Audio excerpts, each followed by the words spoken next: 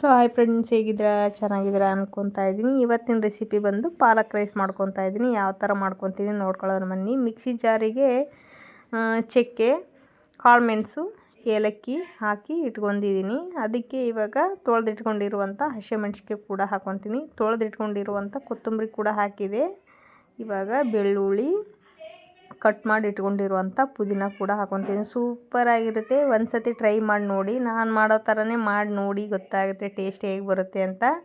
ಒಂದು 2 ಇಂಚಟ್ಟು ಶುಂಠಿ ಕೂಡ ಹಾಕ್ಕೊತಾ ಇದ್ದೀನಿ. ಸ್ವಲ್ಪ ಕಾಯಿ ತುರಿ, ಕಟ್ ಮಾಡಿ ಇಟ್ಕೊಂಡಿರುವಂಥ ಪಾಲಕ್ ಸೊಪ್ಪು ಕೂಡ ಹಾಕಿ ಗ್ರೈಂಡ್ ಮಾಡಿ ಇಟ್ಕೊತೀನಿ. ರುಚಿಗೆ ತಕ್ಕಷ್ಟು ಉಪ್ಪು ಕೂಡ ಹಾಕ್ಕೊಳ್ಳಿ. ಸೂಪರಾಗಿರುತ್ತೆ. ಕಾಲು ನೋವು ಇರುತ್ತಲ್ವ, ಹಾಗಾಗಿ ಈ ಥರ ಮಾಡ್ಕೊಂಡು ತಿಂದರೆ ಹಾಗೆ ತಿನ್ನೋಕ್ಕಾಗಲ್ಲ. ಈ ಥರ ಮಾಡ್ಕೊಂಡು ತಿಂದರೆ ತಿನ್ನಬೇಕು ಅಂತ ಅನಿಸುತ್ತೆ. ಹಾಗಾಗಿ ಎಣ್ಣೆ ಕಾಯ್ದ ನಂತರ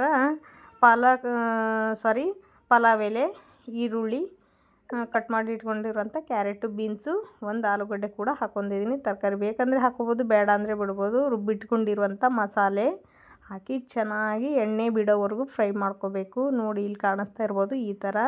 ಯಾಕಂದರೆ ರುಬ್ಬಿರೋದಲ್ವ, ಹಾಗಾಗಿ ಸ್ವಲ್ಪ ಕಹಿ ಬರುತ್ತೆ. ಹಾಗಾಗಿ ಈ ಥರ ಮಾಡಿಕೊಂಡ್ರೆ ಲಾಸ್ಟಲ್ಲಿ ಕೂಡ ಸ್ವಲ್ಪ ತುಪ್ಪ ಕೂಡ ಹಾಕ್ಕೊಂಡಿದ್ದೀನಿ, ತೋರಿಸ್ತಾ ಇದ್ದೀನಿ ನೋಡಿ.